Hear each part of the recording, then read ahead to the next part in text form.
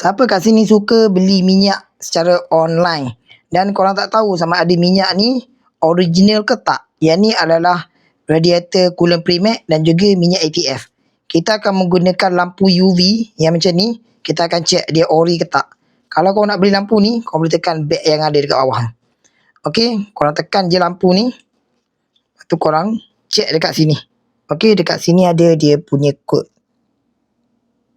Nampak tak? Ni menandakan dia original. Dan satu lagi, minyak ATF dekat sini juga.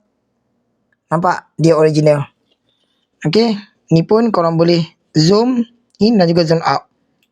Okey, ni untuk kurangkan dan berkelip. Satu lagi, cap dekat atas ni korang boleh buka. Lepas tu korang boleh cas je. Dia pakai USB A. Senanglah kalau korang nak cas.